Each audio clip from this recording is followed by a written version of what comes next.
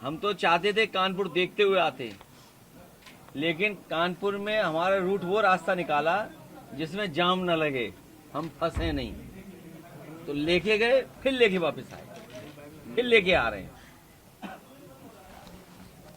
नाम बदलने वालों का बस चले तो स्मार्ट सिटी कानपुर का नाम जामपुर कर दें। कानपुर प्रशासन को तो लगता मोतियाबिंद हो चुका है, उसका ऑपरेशन जरूरी है, क्योंकि जाम ही नहीं दिखाई दे रहा है। भाजपा ने यहां encounter mafia, cough syrup mafia, NEET mafia और स्क्रैप माफिया जैसे माफियाओं के नए लेटेस्ट वर्जन निकाले हैं। मुख्यमंत्री योगी जी भूमाफिया के खिलाफ एक्शन लेने को कह रहे थे और कानपुर में बीजेपी नेताओं को भूमाफिया के खिलाफ प्रदर्शन करना पड़ा था। भूमाफियाओं के चक्कर में यहां कई दुकानें, कई चीजें गिराई जा चुकी हैं। जब कानपुर के बारे में लोगों की ये राय होगी तो यहां कौन निवेश करेगा? और जो इंफ्रास्ट्रक्चर देना चाहिए था, आपको याद होगा, इंफ्रास्ट्रक्चर में सबसे महत्वपूर्ण बिजली, बिना बिजली के कोई कारखाना नहीं लग सकता है। पनकी का कारखाना, ऊंची ऊंची चिमनियां आपने देख ली होंगी, और निवेली लिग्नाइट का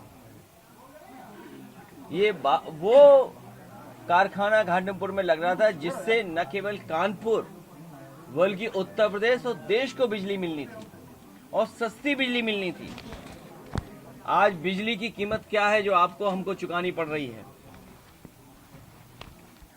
मैं फिर कहता हूं कि कानपुर में सबसे ज्यादा गुंजाइश है कि जहां उद्योग, कारोबार या बड़े पैमाने पर निवेश आ सकता है, क्योंकि इकोसिस्टम और उद्योग कारखाने या पहले से हैं। अगर सही दिशा में सही फैसले, सही तरह के नियम बने और सहूलियत दे सरकार, तो यहां निवेश बड़े पैमाने पर आएगा।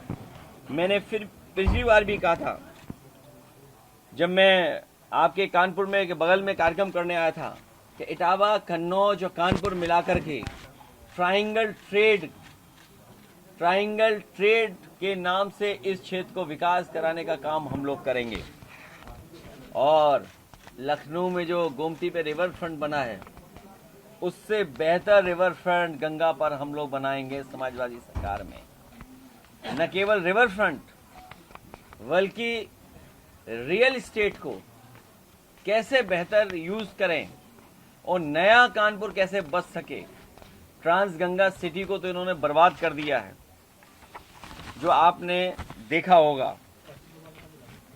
लाल इमली फिर से गुलजार होगी, मिल्स को फिर गुलजार करेंगे अगर सरकार इंसेंटिव दे करके अपने लोगों को टेक्सटाइल पार्क, हम ये नहीं कहते कि टेक्सटाइल पार्क के खिलाफ हैं, लेकिन अगर टेक्सटाइल पार्क अपने लोगों को मदद करने के लिए बना रहे हों, तो हमारी समाजवादियों की कोशिश होगी कि जिस समय जनता हमें 27 में जब मौका देने जा रही है, यहाँ पर इंडस्ट्री और टेक्सटाइल को कैसे सपोर्ट करेंगे, उस दिशा में हम लोग काम करेंगे।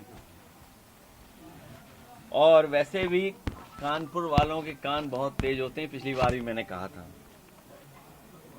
याद होगा आपको। यहाँ के इनकाउंटर माफिया को तो बॉलीवुड तक से फोन आ रहे हैं, इतनी गजब की स्क्रिप्ट लिखते हैं कि इनके 100 गुना माफ हैं। ये कितने भी बड़े माफिया हों, लेकिन एक मामले में कोई इनसे बड़ा, और वो मामला है मुकदमे वापस लेने का। इनके तो 25-30 मुकदमे वापस हुए हैं। कोई इस मामले में इनसे कोई गुना अधिक है। अब क्या, उसको भी एक्सप्लेन करेंगे।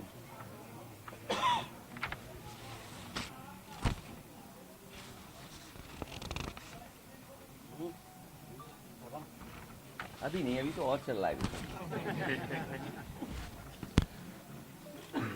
सुना है भी कोई माफिया भाग गया जेल से, आपके बगल से भाग गया।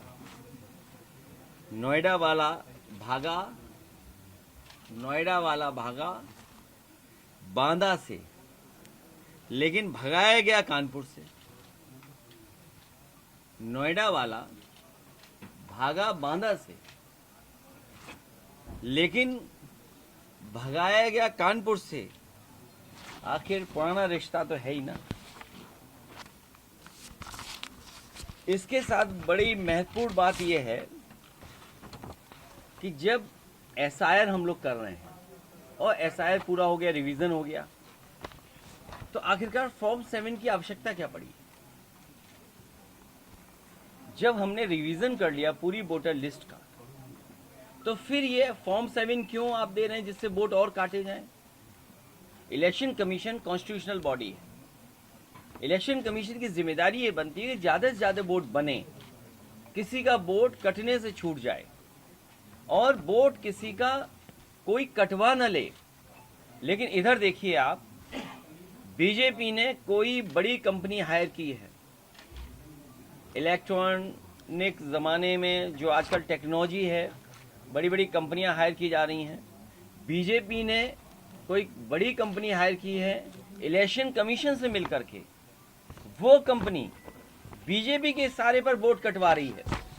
और जब हम लोगों ने वोट कटना पकड़ा, हम तो धन्यवाद देंगे त्रेता युग और द्वापर युग के उन महापुरुषों का, भगवानों का, जिनकी कृपा हम लोगों पर हुई। उसका परिणाम ये हुआ कि द्वापर और त्रेता में दशरथ और नंदलाल पकड़े गए।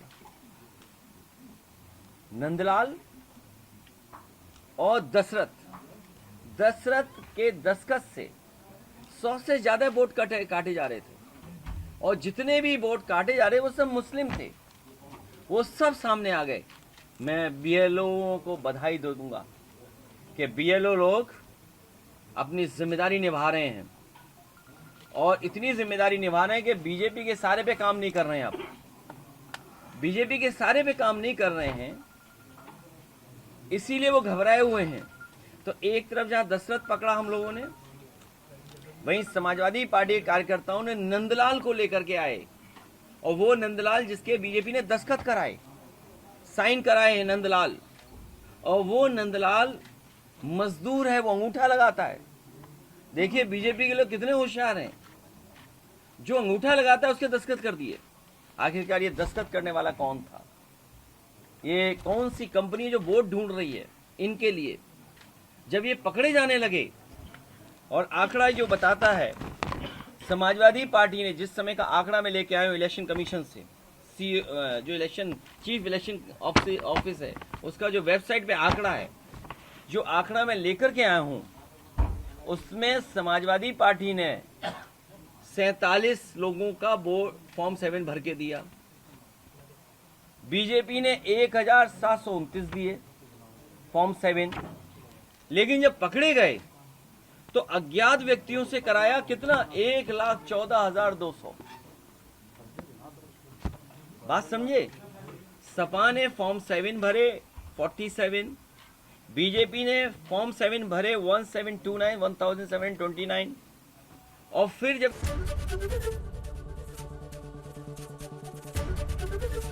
एबीपी गंगा, खबर आपकी, जुबान आपकी।